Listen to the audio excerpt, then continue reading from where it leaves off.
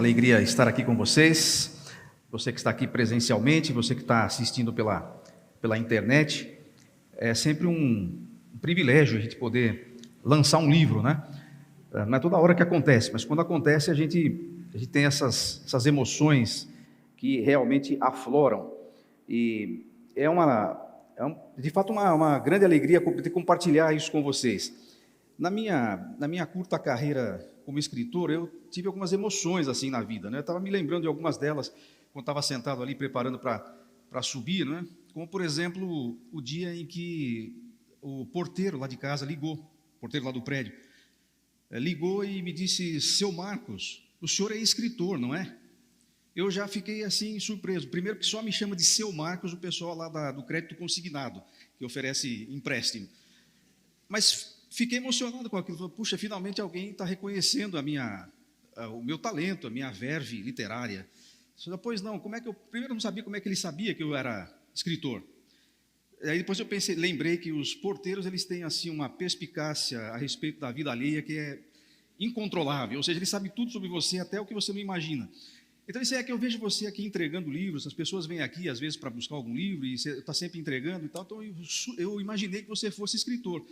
Bom, pensei, né? Finalmente, vou começar a ser reconhecido pelo grande público. Então, eu disse, mas pois não, o que é que eu posso ajudar o senhor? Ele disse, que é o seguinte, o nosso primeiro síndico aqui do prédio, todo mundo gostava dele, disse, pessoa muito boa, muito bacana, muito especial, e ele faleceu, e a gente precisa escrever uma mensagem para colocar na lápide do túmulo. Você poderia nos ajudar? Foi nesse momento que eu entendi o que já tinham me dito. A sua palavra escrita, você nunca sabe onde vai parar, né? Eu imaginava que chegaria longe, não sabia que chegaria na quadra 47 do Cemitério da Saudade, está lá, se você quiser conferir o que foi que eu escrevi. Mas houve outros momentos também em que essas emoções acabaram sendo maiores, e uma delas foi quando, então, o Ministério de Casais aqui da igreja me convidou para participar desse projeto e desenvolver o que seria, na verdade, apenas um material para a escola bíblica, uma classe de casais que vai acontecer o ano que vem, e oportunamente isso será divulgado, né? Mas já fazendo aqui um spoiler, né? O ano que vem vai ter uma classe de casais que vai trabalhar o livro de Gênesis, e era essa a encomenda. Mas conforme a gente começou a olhar o que estava acontecendo e o que tinha nesse livro, eu fiz o primeiro esboço e apresentei lá para o Ulisses e para a Kátia, e eles falaram, bom, a gente queria um pouquinho mais do que isso, porque eu comecei com a família de Abraão, capítulo 12 para frente, eu acho que já está bom. Não, mas a gente quer desde o começo, a gente quer desde o primeiro capítulo. Então, no fim, acabou virando uma exposição do livro inteiro de Gênesis, e isso, na verdade, conforme comecei a preparar e a estudar, falei, olha, acho que isso aqui pode virar um livro, e acabou realmente, foi isso que aconteceu. Infelizmente, o que aconteceu também é que, para fazer o livro, a gente não conseguiu começar a classe esse ano, vai começar o ano que vem, mas eu acho que o resultado final vai ser interessante.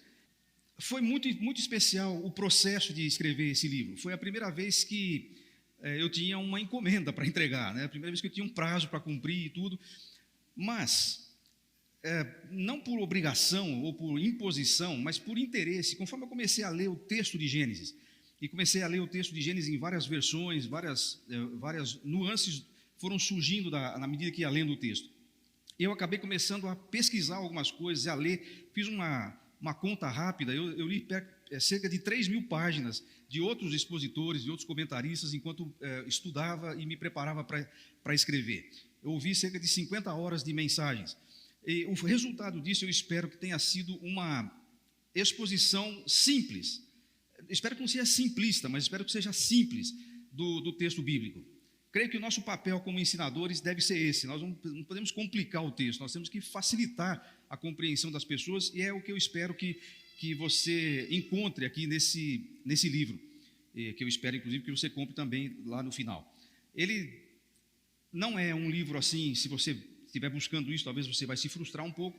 Não é um livro de divagações filosóficas ou mesmo teológicas, é um livro prático, análise do texto bíblico, análise da história, nuances, alguns aspectos ali interessantes e aplicação para a sua vida. Você pode então ler esse livro sozinho, óbvio, você pode fazer a leitura como um livro, como você faz com qualquer outro. Você pode usar esse livro para ler na sua família, você pode ler em família, Você poderá participar da classe aqui.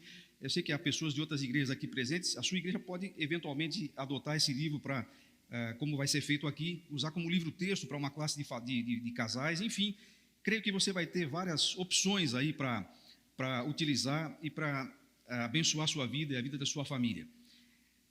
Eu creio que ninguém será mais abençoado por esse livro do que eu, porque o processo de desenvolvê-lo, de escrevê-lo, foi muito especial. Foi uma das coisas mais bacanas que eu fiz na minha vida, e eu acho que você vai ter o mesmo impacto. Espero que você tenha pelo menos parte desse impacto, porque o livro de Gênesis é um livro quase esquecido, embora tão conhecido. Ele é tão conhecido, nós citamos tanto, mas a gente não percebe, talvez a maioria de nós não perceba como ele é atualíssimo. Ele é extremamente necessário para a nossa geração e para a formação das próximas gerações. Você que é pai, você que é líder, você vai encontrar aqui coisas que estão acontecendo agora, nesse mesmo instante, estão acontecendo ali, e a gente não sabe exatamente o que fazer com essas questões com as quais a gente tem que lutar. O livro de Gênesis vai te dar uma boa noção disso, de como se preparar para criar filhos, para orientar adolescentes, jovens, para formar uma nova família, para enfrentar as dificuldades do nosso tempo, embora tenha sido escrito e narre acontecimentos de muito tempo atrás, talvez quase 6 milênios para trás de nós, mas os princípios ainda são muito válidos. Eu gosto de olhar panoramicamente os livros da Bíblia, e hoje eu quero compartilhar com você, e é essa a pegada que a gente vai fazer no livro todo. Eu tenho a impressão de que Gênesis é um grande álbum de famílias. É assim que eu tenho visto esse livro. Você que é casado, ou que já tenha sido casado, se você foi casado, talvez você já tenha dispensado. Você deve ter na sua casa alguma coisa como um álbum de casamento, por exemplo. Isso aqui, obviamente, não vai ser compartilhado com ninguém. Há problemas de direito de imagem para algumas pessoas, inclusive procurados pela justiça, e não podemos assim liberar à vontade. Mas todos nós temos nossos álbuns de família, nossos álbuns de casamento. Eu estava dando uma olhada no meu aqui esses dias, e bom, eu vou deixar os comentários para mim mesmo e para minha família fazer, né? Mas é interessante olhar álbuns de casamento, interessante olhar álbuns de família. Eles trazem memórias interessantes, eles fazem a gente lembrar de coisas. Na realidade, eu estou até pensando em fazer, eu não sei se a comissão revisora vai aceitar isso, Ulisses, mas estou pensando em escrever um novo livro já, em cima desse negócio de álbum de casamento, especialmente álbum de casamento. É uma tese assim antropológica. Porque na medida que a gente vai a gente vai vendo as fotos de um álbum de casamento, a gente vai dividindo a humanidade em 4 grandes blocos. Eu posso escrever sobre esses blocos se a comissão autorizar. O primeiro bloco é o bloco daqueles que envelheceram. É óbvio que todos envelheceram, mas a gente olha para uns assim e fala, ele tinha cabelo, ou ele era loiro, ou era loira, agora está tudo cabelo branco. Então o primeiro bloco é o bloco dos que envelheceram. O segundo bloco a gente respeita, é o bloco dos que já morreram. A gente olha e fala, esse aqui já morreu, esse aqui também já morreu, metade dos que estão nesse álbum já morreram, e faz só 30 anos. O terceiro bloco é o bloco dos que engordaram, a começar dos noivos. A gente não sei, o ser humano ele tem uma certa vocação a endocrinologista, né? Você olha o sujeito, ele olha para você e fala assim, você ganhou peso, o que o cara tem a ver com isso? Mas ele fala, né? Ele fala. Então, os álbuns de casamento também trazem isso. E o último é o álbum dos que não valem nada. Você falou, o que esse canalha estava fazendo no meu casamento? Ele estava lá. Então, para isso que servem os álbuns de família em geral. No entanto, eles nos trazem também boas recordações, até mesmo dos que já passaram, aqueles que a gente talvez não tenha mais relacionamento. Eles trazem boas lembranças. Mas tem uma diferença entre o seu álbum de casamento, o seu álbum de família e os álbuns das famílias de Gênesis. Sabe qual é a diferença?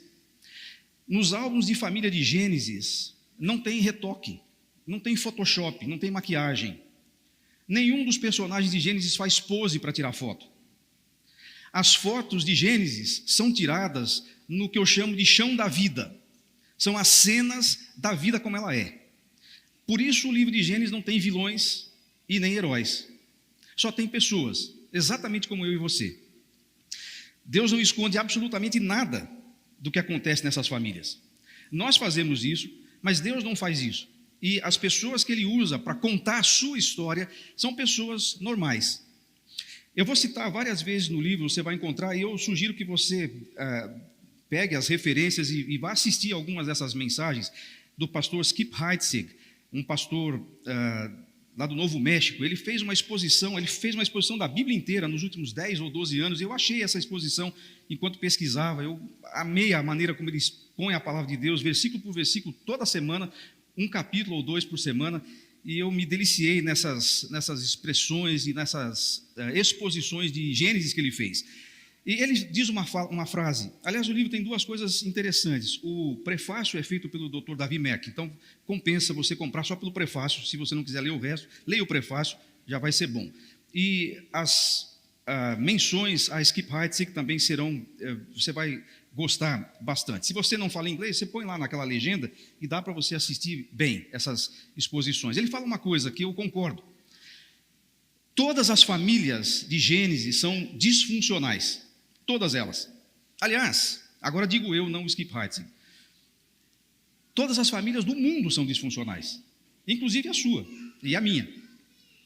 Eu sei que há graus diferentes de disfuncionalidade nas famílias, e em alguns casos há necessidade até de uma intervenção do governo, do Estado, dos órgãos competentes, porque às vezes há abusos que passam muito, todo abuso passa da conta, mas há abusos, agressões verbais, físicas, sexuais, emocionais, e que demandam inclusive uma intervenção de alguém.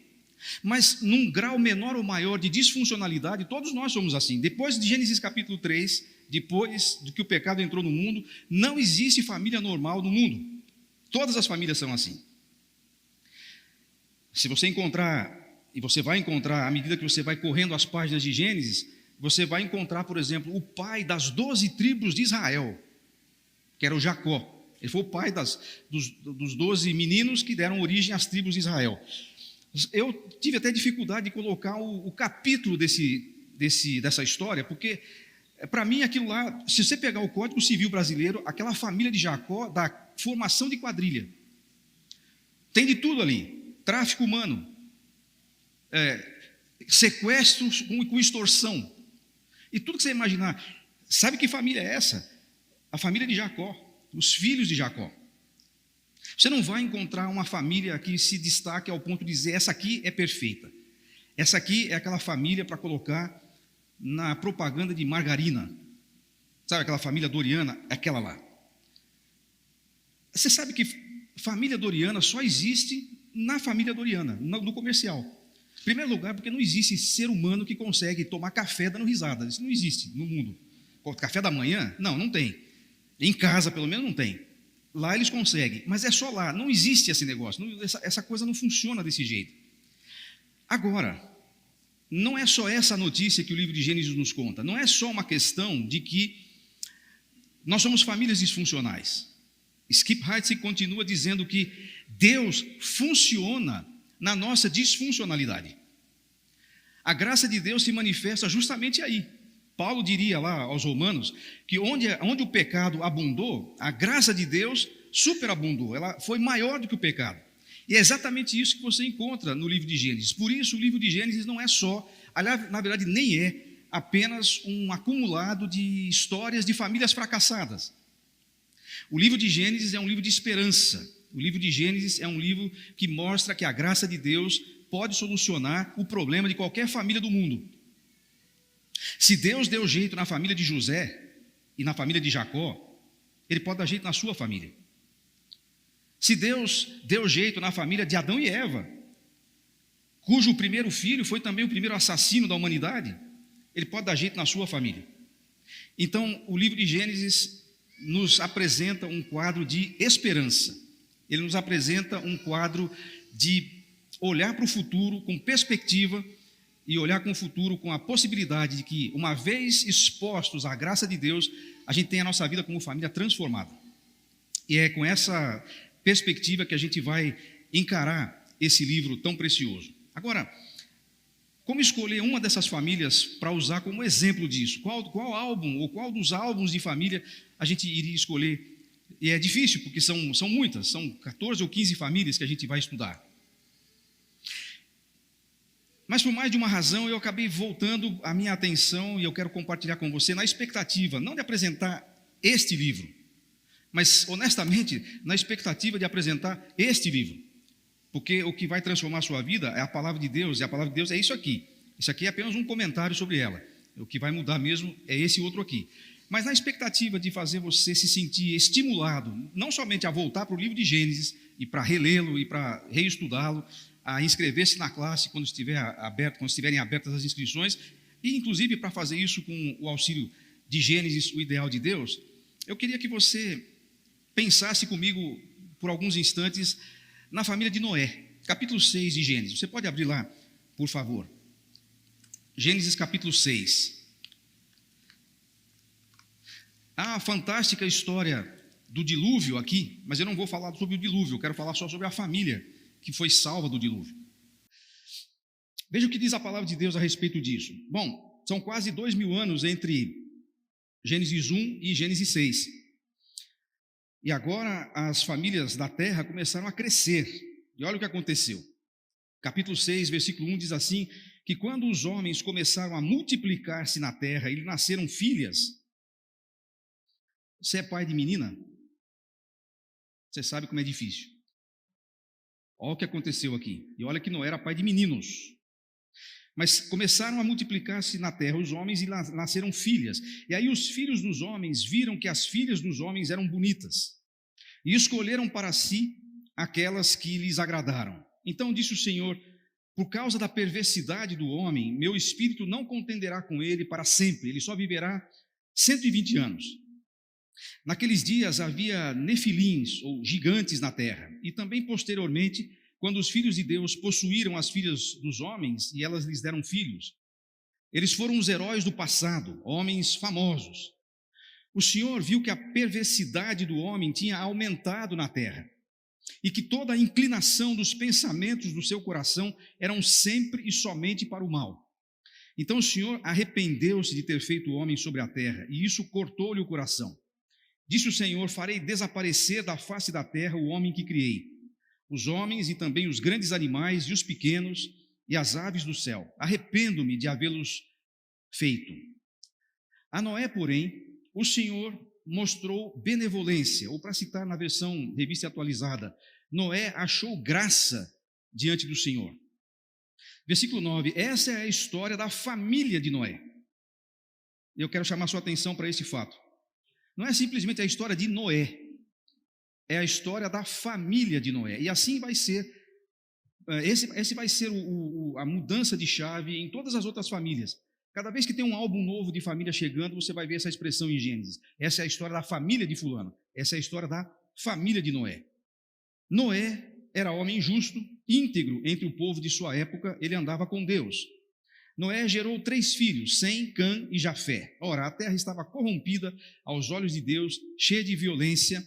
Ao ver como a terra se corrompera, pois toda a humanidade havia corrompido a sua conduta, disse o Senhor a Noé, darei fim a todos os seres humanos, porque a terra encheu-se de violência por causa deles. Eu os destruirei com a terra. Você, porém, fará uma arca de madeira de cipreste, divida em compartimentos, revista de piche por dentro e por fora. Agora, versículo 22, Noé fez tudo exatamente como Deus lhe tinha ordenado. Eu sei que essa história do capítulo 6, 7, 8 e 9, talvez o que mais impressione, por óbvio, seja a dimensão do dilúvio e as suas consequências. E óbvio que isso faz parte da narrativa, mas eu quero chamar a sua atenção para a família de Noé no meio desse contexto. Se você tem filhos, se você tem sobrinhos, ou se você está vivo nesse planeta, você já deve ter dito alguma coisa desse tipo, como está difícil de viver nesse mundo. O que vai ser da próxima geração? O que vai ser da nossa geração? E olha, isso não tem muito a ver, embora tenha lá suas implicações, não tem muito a ver com o governo que entrou, se o governo é de direita, de esquerda, de centro, de cima, de baixo, não tem muito a ver com isso. Bom, se fosse de cima, teria a ver, melhoraria. Mas nós estamos falando de uma época de quase 4.000 anos antes de nós. Veja as similaridades. Primeiro, diz o texto que os homens estavam se multiplicando na terra. Os especialistas em explosão demográfica, eles fazem uma conta, eles dizem que possivelmente nessa época do dilúvio, antes do dilúvio, havia quase 1 bilhão de pessoas na terra. Eles fazem essa conta pelo número de anos que as pessoas viviam e o número médio de filhos que costumavam ter. Para nós parece pouca gente, porque nós estamos chegando a 8 bilhões. Mas 1 bilhão para aquele momento, e especialmente considerando que eles viviam muito próximos, geograficamente falando, aquilo era muita gente.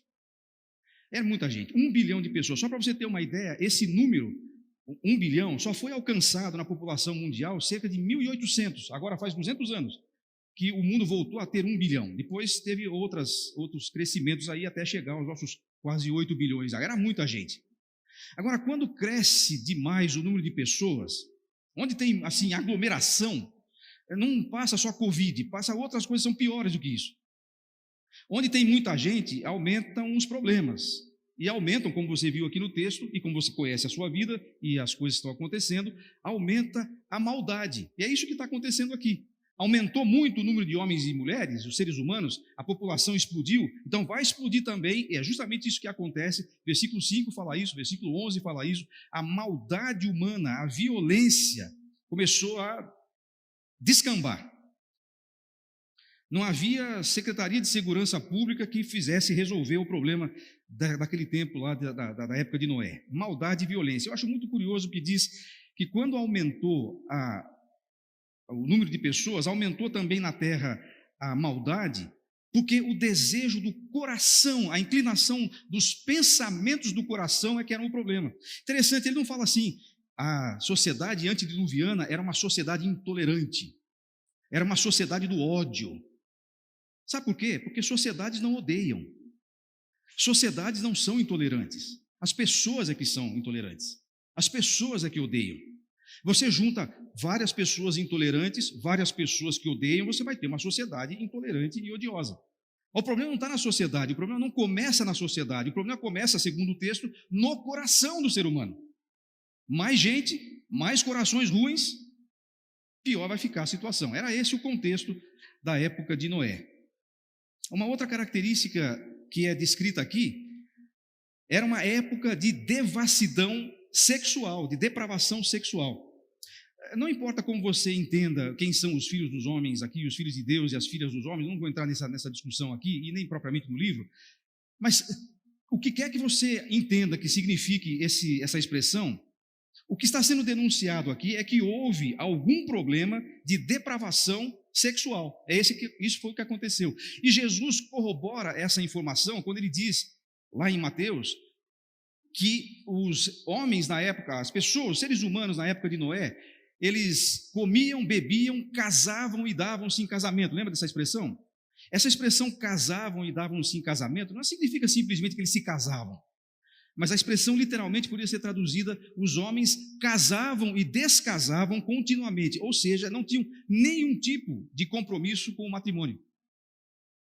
Sabe qual é a primeira vítima que morre, que tomba, primeira vítima da depravação sexual, da lassidão moral? A família. Quando a lassidão moral impera, quando a sensualidade impera, quando as sensações e os instintos sexuais comandam as ações da sociedade, a primeira vítima a tombar é a família. Esse é exatamente o que estava acontecendo aqui. Foi exatamente o que Jesus falou que estava acontecendo. E você não precisa fazer nenhum tipo de esforço para perceber que é exatamente o que acontece na nossa sociedade. O conceito de família, de acordo com o que a palavra de Deus expõe, Gênesis 1 e 2, já não é mais um conceito de família. As pessoas falam de conceitos modernos de família, e aí isso explica muito do que está acontecendo. Bom, talvez há 50 ou 100 anos atrás, para a gente falar sobre a época de Noé, as pessoas tinham que pensar um pouco como será viver numa sociedade assim. Hoje eu não preciso fazer nenhum tipo de explicação, porque você sabe exatamente como é viver na sociedade igualzinha à sociedade que Noé viveu. E aí vem a pergunta, e aí vem a questão, e aí vem aquilo que para mim, nos últimos dias, tem sido o maior impacto desse texto na minha vida. Como foi que Noé conseguiu manter a sua família e os seus filhos na contramão desse sistema? Algumas pessoas entendem que essa expressão, o meu espírito não contenderá com ele para sempre, ele viverá somente 120 anos. Algumas pessoas entendem que esse é o tempo que levou entre o anúncio do dilúvio e o dilúvio chegar. Ou seja, Noé teria ficado 120 anos pregando, pregos e pregando justiça, porque ele também fazia as duas coisas, avisando as pessoas do juízo para então o dilúvio chegar. Eu estou entre aqueles que entendem exatamente assim esse texto. Se isso for verdade, então Noé tinha 480 anos quando ele foi avisado do dilúvio. Ele ficou 120 anos pregando e construindo a arca, e aos 600 anos ele entrou na arca. Agora, você imagina que ele fosse um missionário plantando uma igreja, e que ele ficasse 120 anos evangelizando, e olha que tinha muita gente para evangelizar, era 1 bilhão de pessoas, ele não precisava fazer muita força para juntar uma multidão, 120 anos pregando, semeando a palavra, e aí ele vai inaugurar o templo. Ele marca o dia, bom, ele não marcou o dia, mas Deus marcou o dia, mas chega o dia da inauguração da igreja da arca, e quando ele vai começar o culto, quem que está lá? O Noé deve pensar assim, mas essa minha igreja não vai funcionar, não tem nem ministério infantil, não tem ninguém aqui. Olha, não se preocupe com a rima, mas só para você nunca mais esquecer isso. Sabe quem estava lá na reunião de inauguração da igreja de Noé? Estava o Noé, a dona Noé, não sei nem o nome dela, estava a senhora Noé, estava Noé, a dona Noé, sem Cão e Jafé, com as suas mulheres e mais ninguém, né? Só estavam eles. Do ponto de vista pragmático, Noé foi um pregador fracassado. Porque quem é que prega 120 anos para converter? A gente diria, ninguém, só a família. Só tinha ele mais 7. Agora pense sobre uma outra perspectiva, um outro ponto de vista. Primeiro, lembre-se de que Deus está julgando a humanidade. E sabe o que ele tinha dito? Nós não lemos esse texto, mas no capítulo 6 e no versículo 18, ele diz assim, Deus disse assim, tudo que há na terra perecerá, mas com você estabelecerei a minha aliança, você entrará na arca com sua mulher, seus filhos e as mulheres dos seus filhos. Bom, do ponto de vista da humanidade, ele foi um fracasso, mas do ponto de vista do ministério que ele recebeu, 100% de aproveitamento. Estava exatamente todo mundo que Deus falou que ele tinha que salvar. Sua mulher, seus filhos e suas noras. Agora, isso para mim é absolutamente impressionante, por várias razões. A primeira delas é o contexto. Você sabe como é difícil criar filhos numa situação como essa que está descrita aqui. Você sabe como é difícil. O apóstolo João, ele não estava falando dos seus filhos biológicos, mas o apóstolo João um dia ele escreveu assim, que não tinha maior alegria do que ver os seus filhos andando na verdade. Ele não estava falando dos filhos biológicos, talvez ele nem os tivesse. Mas essas palavras podem ser muito bem utilizadas por qualquer pai e mãe. Você vai achar que Noé pode ter sido uma pessoa que não foi bem sucedido ministerialmente, mas pergunta para Noé, o pai Noé, e pergunta para a dona Noé se ela ficou feliz ou triste quando ela viu seus filhos entrando na arca com suas noras. Bom, quanto às noras eu não posso dizer exatamente, mas quanto aos seus filhos eu tenho certeza de que não havia alegria maior para aquela família do que ver os seus filhos sendo salvos do que iria acontecer. Como foi que ele fez isso? Eu não sei exatamente, mas existem algumas informações nesse texto que podem me ajudar nessa questão de como é que eu devo agir hoje como pai ou mãe, ou como líder, ou como influenciador de pessoas, para ajudar a salvar pelo menos algumas pessoas do caos que o nosso mundo está vivendo. Eu fico pensando como é que foi a conversa de Noé com os seus filhos e com sua esposa no dia que isso aconteceu. Não está escrito como é que foi, eu só estou imaginando aqui. Imagina, Noé chama os seus filhos, vamos ter uma reunião familiar. Depois não, pai, o que o senhor quer? É o seguinte, eu acabei de falar com Deus, com o Eterno, e ele disse que isso aqui vai acabar. O que vai acabar, pai? Não, tudo. O mundo, tudo, vai morrer tudo afogado. E nós vamos construir uma arca. Pai, o que é uma arca? É um navio. Pai, mas nós não sabemos o que é navio. O que é um navio? Filho, vamos fazer. Mas é difícil você aceitar um negócio desse. Imagina o seu pai chegar para você com uma conversa dessa. Talvez o Sem tenha olhado para o Jafé e tenha dito, o pai está ficando velho, está com 480 anos só, meia idade naquela época. O cara vivia 900 anos, está na meia idade. O pai está ficando velho, mas deve estar começando o Alzheimer a pegar o homem. Vamos levá-lo num neuro. Mas talvez a mãe Noé falasse assim, não, meus filhos, é verdade isso aí, eu andei escutando ele conversando com o Eterno, ele falou a verdade, é isso mesmo. Agora, eu não sei se foram 120 anos que ele levou até que o dilúvio chegasse.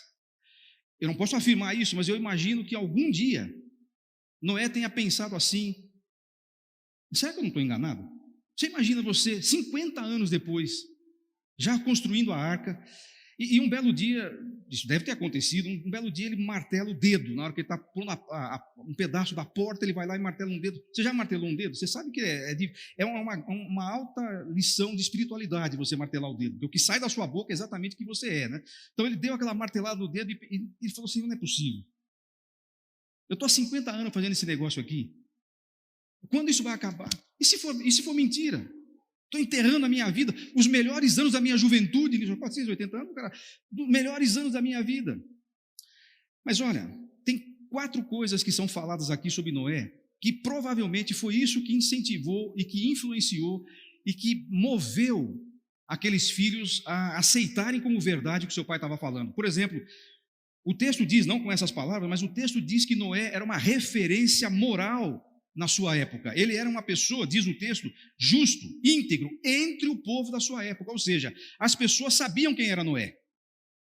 As pessoas conheciam Noé. Noé não era o tipo de pessoa, como diria o filósofo, dramaturgo e coach de costumes da nossa época, Zeca Pagodinho: ninguém me chama para rezar, ninguém me chama para ir na igreja, só me chama para beber. Noé não era um desses. Todo mundo sabia que se você quisia fazer alguma coisa errada, você não podia contar com Noé.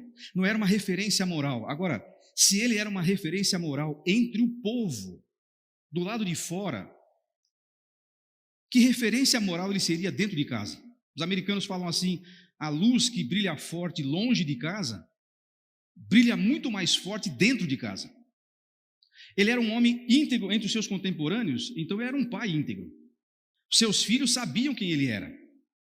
Na verdade, nossos filhos todos sabem quem nós somos. Ainda bem que só uma está aqui hoje e está lá fora e a outra não está aqui, então eu posso falar isso à vontade. Nossos filhos sabem quem nós somos. Eu sei que muitas vezes nós somos mais ou menos que nem a estátua de Nabucodonosor. Você lembra da estátua de Nabucodonosor?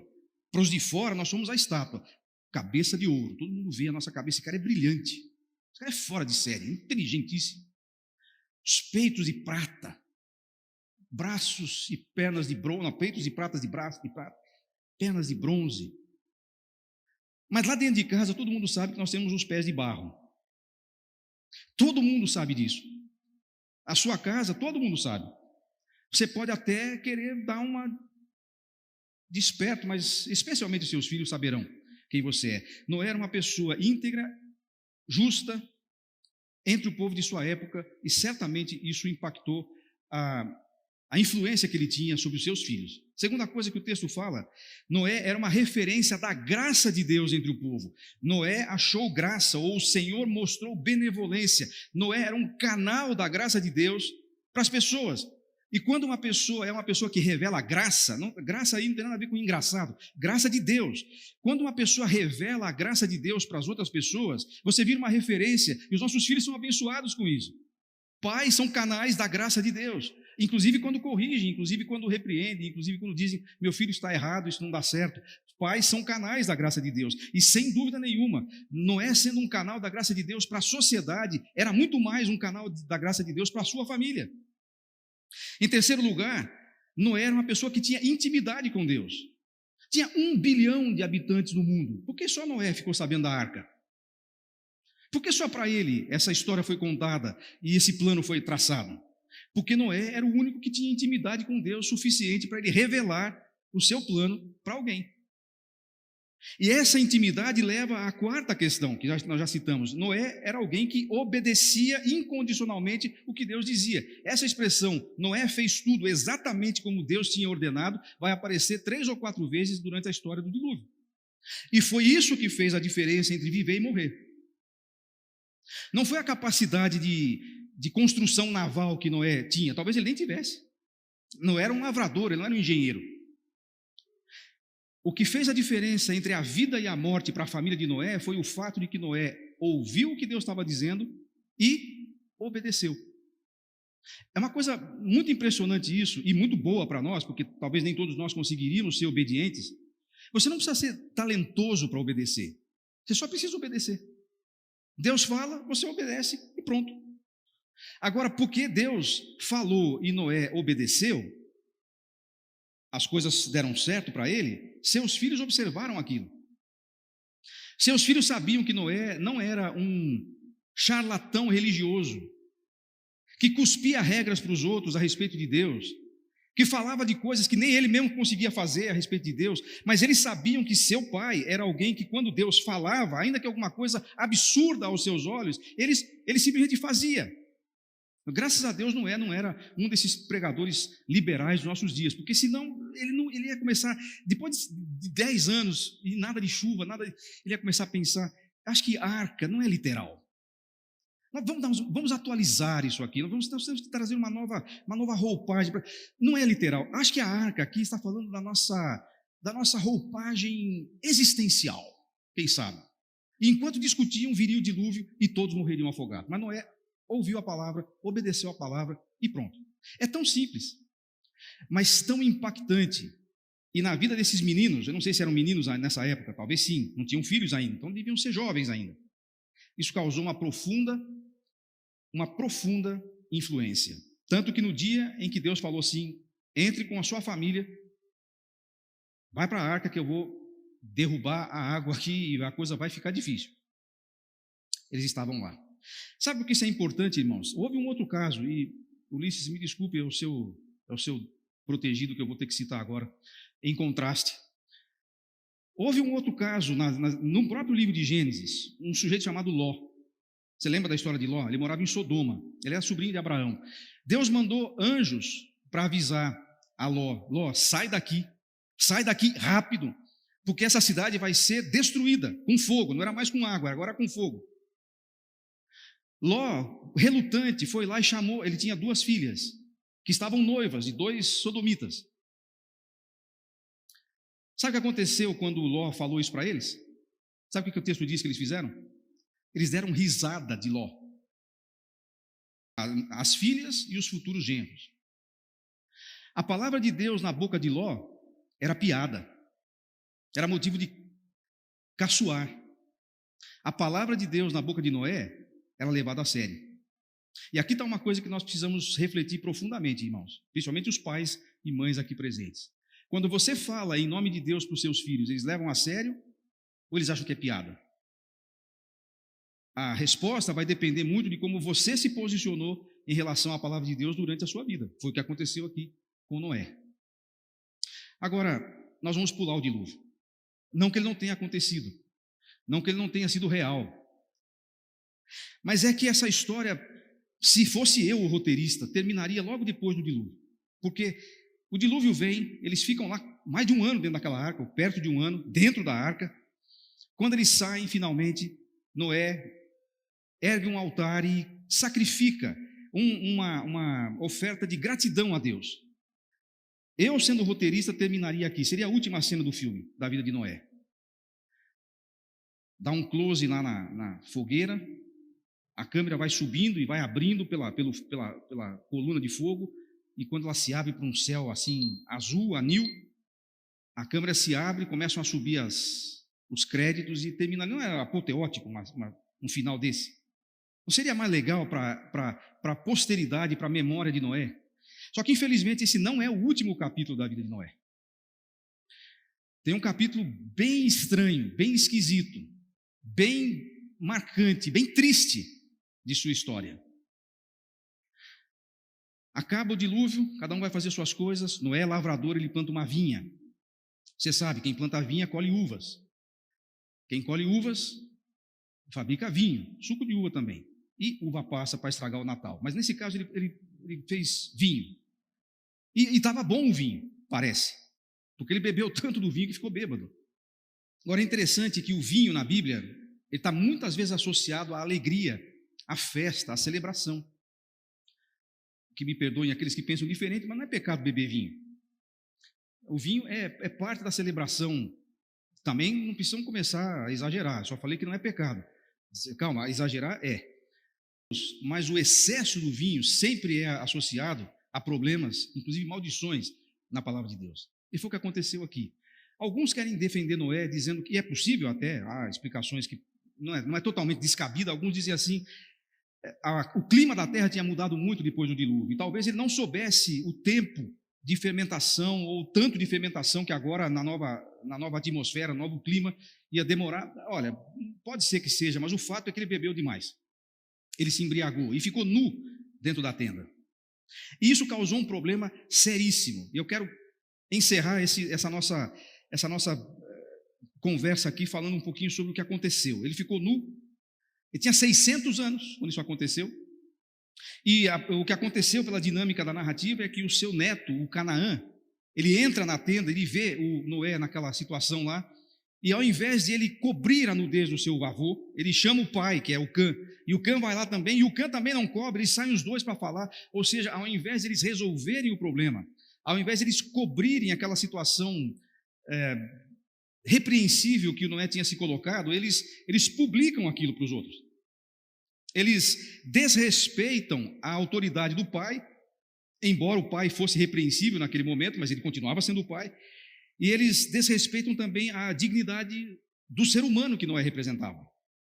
E isso vai ser um problema muito sério, porque Noé, depois que recobra do vinho, vê a bobagem que fez, não pode deixar de tratar o assunto, e ele amaldiçoa a Cã e a Canaã. E eles vão ficar marcados por toda a sua descendência. Essa é uma descendência tão amaldiçoada que anos depois, ou séculos depois, Deus vai destruir aquela descendência por meio de Josué e a história do povo de Israel que você conhece. Que maneira triste de terminar uma história tão bonita. A gente só estava falando coisa boa de Noé.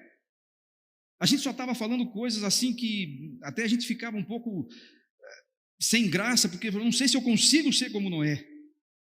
Você se lembra? Todas as famílias de Gênesis são disfuncionais. Todas as famílias da terra são disfuncionais.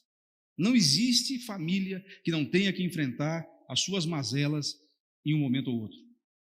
Se você ainda não enfrentou as suas, não é previsão pessimista, é só a realidade da vida. Espere mais um pouco. E se prepare, porque elas virão. Com Noé, depois de tudo que eles tinham passado, foi acontecer agora ali e foi difícil. Você pode estar pensando assim, mas por que será que essa maldição tão pesada, o que isso tem de tão necessário? E por que tem que estar na Bíblia isso aqui? Talvez você tenha esquecido de olhar um detalhe que passa despercebido de nós lá no capítulo 2. Capítulo 2 diz assim que, capítulo 1 e 2 de Gênesis não tem pecado ainda, o pecado não entrou ainda. E aquele capítulo termina com uma frase estranha, eu sempre achei estranha aquela frase, que é: o homem e a mulher estavam nus e não sentiam vergonha. Não é estranha uma frase dessa na Bíblia? Acontece que a nudez na Bíblia, não apenas a nudez física, mas aí sim a nudez existencial, a nudez emocional, se é que ela existe, a nudez moral, é alguma coisa que diz respeito à dignidade do ser humano como expressão da imagem e semelhança de Deus. O ser humano, Adão e Eva, naquele caso, eles não precisavam se sentir envergonhados quando o pecado não tinha entrado, porque a nudez não tinha problema, porque não escondia nada, eles não tinham nada a esconder um do outro, nem fisicamente, nem moralmente, nem emocionalmente, nem de forma nenhuma. Não havia informação secreta entre Adão e Eva, mas depois que o pecado entrou, as coisas mudaram. O único ser vivo que usa vestes artificiais no planeta é o homem. Você não vai ver nenhum animal se cobrindo com vestes artificiais. Hoje em dia, devido aos exageros pontuais de uns ou outros, os pets também usam, mas não precisam. Estou dizendo que isso é pecado, só estou dizendo que é desnecessário. E é muito curioso que a nossa sociedade vive, né? Nós cobrimos os pets e andamos nus. Nós colocamos as fotos dos animais vestidos e dos homens e mulheres sem roupa. Parece que deu uma invertida no negócio. Há uma coisa muito, muito importante aqui, e é isso que nós temos que prestar atenção nesse texto. Eu cito aqui a expressão que o meu professor Daniel Lima costumava dizer quando ele falava a respeito de quando nós vamos nos aproximar da vida de uma pessoa. Ele dizia assim: a vida alheia é solo sagrado, aproxime-se dela com os pés descalços. Há uma verdade profunda nisso. É isso que estava acontecendo aqui com Noé e com os seus filhos e todo aquele episódio. Havia ali um desrespeito à dignidade humana, a imagem de Deus colocada ali, e isso é também uma marca da nossa geração. Você sabe que o que mais vende no mundo é site de fofoca. São as exposições. Você abre o seu celular de manhã, vai olhar as notícias, fulano de tal largou da namorada. Por que eu tenho a ver com isso? De que maneira essa informação vai abençoar ou ajudar a minha vida? A busca incessante de cliques, de fama, de projeção, de sucesso, de tanta coisa, está fazendo com que a gente perca tanto a nossa noção pessoal de dignidade humana que nós temos, quanto a do próximo. Agora, se você não pode respeitar a sua, respeite pelo menos a do próximo. Nunca pode ser correto expor informações, intimidades, segredos, o que quer que seja, de quem quer que seja. É isso que estava acontecendo aqui. Isso recebeu uma punição exemplar.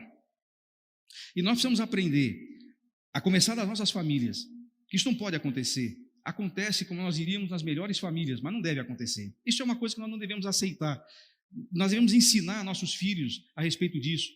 Não só a questão do respeito ao corpo em si, mas isso também, mas relação à dignidade moral, física e emocional das pessoas. Felizmente, o texto termina com um bom exemplo, porque os outros dois irmãos perceberam a confusão. E como é importante, porque uma vez que nossas famílias são disfuncionais, e uma vez que um dia ou outro nós vamos ter que nos enfrentar as mazelas que isso traz, como é importante a gente ter alguém em casa que tenha bom senso. Você não precisa nem ser muito crente às vezes, sabe? Eu acho que às vezes só um pouquinho de bom senso já resolvia uma porção de coisa. Tem coisa que para resolver não precisa nem citar versículo. E ao dizer isso, eu não estou absolutamente dizendo que citar versículo não seja bom. O problema é que não adianta você citar versículo sem bom senso. Falando sobre ditados, mas eu posso citar isso, a palavra de Deus, o Salomão falou assim, que ditado certo falado na hora errada é como um galho de espinhos na mão de um bêbado. Então não adianta você conhecer a palavra de Deus e sair desfilando os seus versículos de cor, se você não tem o mínimo de bom senso. Tudo que precisava naquela situação era alguém com um pingo de bom senso e dizer, isso tem que acabar, e nós vamos resolver isso. Era muito simples resolver isso. Como é que eles resolveram? Eles pegaram uma coberta e jogaram em cima do pai. Acabou o problema. Se Canaã tivesse feito isso, se Cã tivesse feito isso, Noé ia resolver a situação dele com Deus, mas os filhos não teriam sido afetados por isso. Como é bom a gente ter alguém que saiba fazer isso na hora certa. Sem e Jafé fizeram isso. Bom, qual era o meu propósito aqui? Meu propósito aqui era dizer que se todas as famílias da terra precisam de esperança, se todas as famílias da terra precisam da graça, se todas as famílias da terra precisarão em algum momento enfrentar os seus problemas e as suas mazelas, e se talvez entre essas famílias da terra a sua esteja precisando agora disso. Talvez você tenha chegado aqui hoje, ou você esteja ouvindo esse vídeo em algum momento e está dizendo assim, pois é, seria bom se eu tivesse ouvido isso aí há uns 5, 6 anos atrás, porque já aconteceu de tudo lá em casa. Isso que aconteceu com Noé aqui foi pouco perto do que já aconteceu. Olha, Noé e sua família não salvaram a humanidade porque eles eram bons. Sim, eles eram diferentes dos outros, mas eles não eram bons.